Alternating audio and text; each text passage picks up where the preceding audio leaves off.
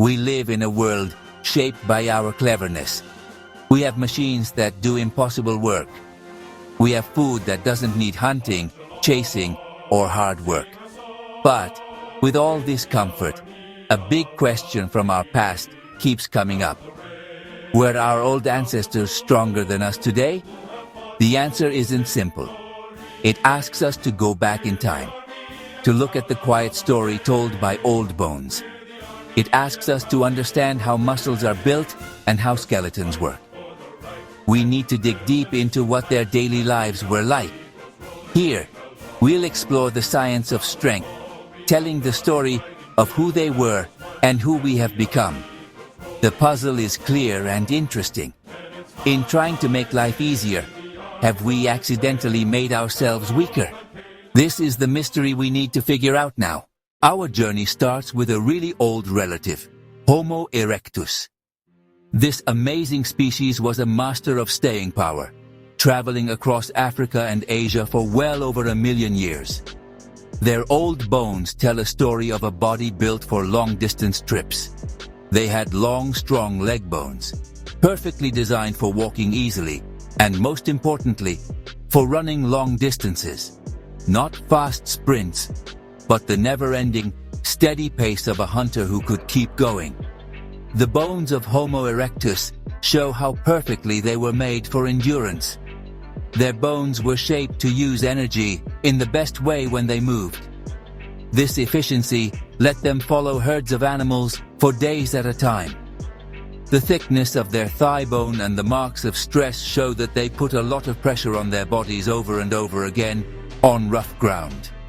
Unlike our pretty lazy lives, their skeletons were always changing and getting stronger. Their bones carry the echo of countless steps, toughness as a legacy. Now we turn to the Neanderthal, the undisputed heavyweights of the ancient human world. They did very well in the cold and tough places of Ice Age Europe and Asia. Shorter and sturdier than modern humans. A compact and powerful body. Studies suggest they had maybe 20% more muscle than a typical modern man. Wide, thick chest, arms and shoulders, a base for strong muscles. Super strong upper body for hunting big, dangerous animals up close. Hands with strong thumbs and wide fingertips, a crushing grip. The cold made them have stocky bodies with shorter arms and legs, which was good for keeping warm. A diet full of protein and hard daily tasks kept them strong. Living engines, massive strength was normal, not special. A perfect example of how bodies adapt. The Stone Age superheroes. As the last Neanderthals were around, the first Homo sapiens were appearing. Stronger than us. Heavier skeletons, thicker bones, more developed muscles. Built for a tough life. Hunting, gathering, surviving without comforts. Generally taller and leaner than Neanderthals. A body for endurance in warm places. Clear muscle attachment points. Bigger muscles that worked harder. With farming, work changed and daily stress went down. Over thousands of years, lighter, less dense bones. Not worse, but better suited. We put our energy into different things, on the way to becoming modern humans. Strength is a range of ways bodies adapt.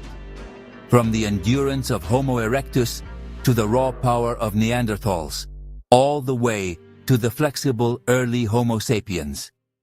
The real story of ancient strength is written right in the bones themselves.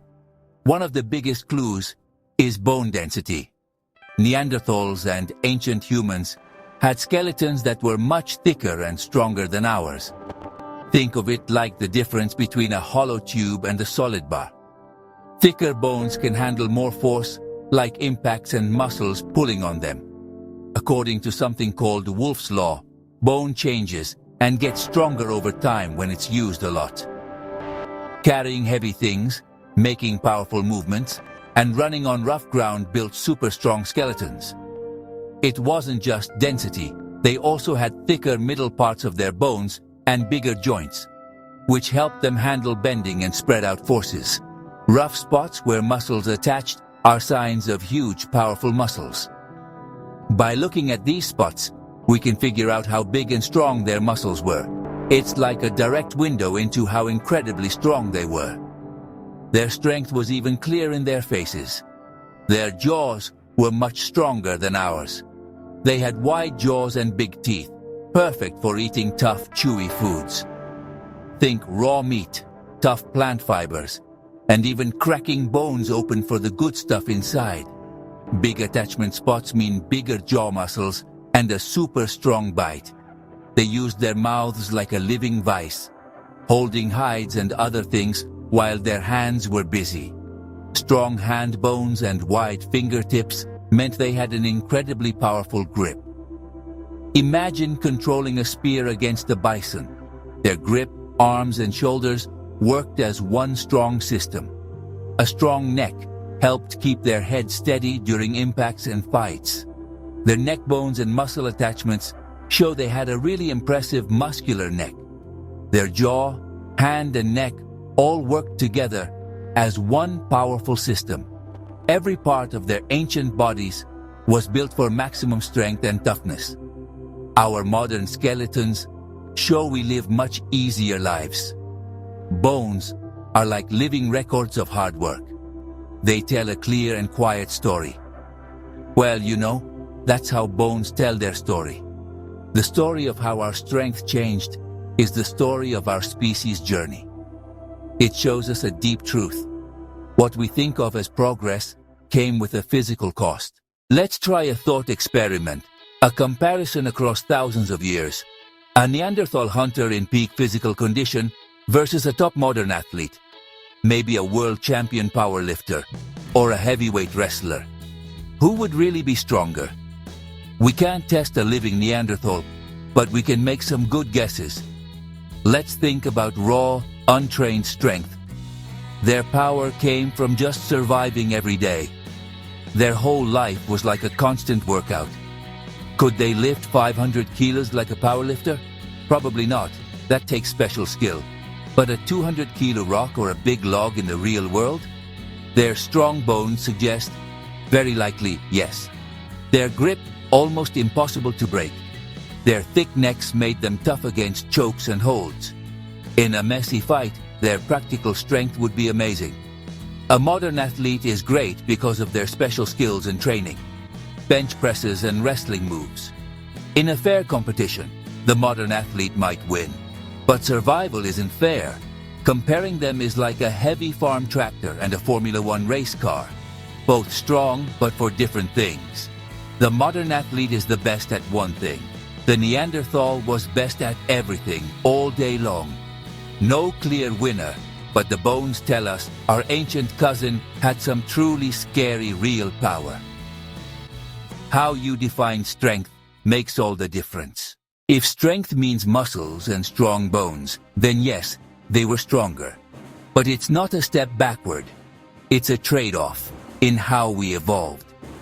With tools, talking and working together, our energy moved from our muscles to our brains. A modern brain uses about 20% of our energy. We swapped the strength of one person for the power of many minds working together. We're weaker physically, but our technology can't be stopped. Our ancestors were great at physical strength. We are great at working together and being smart.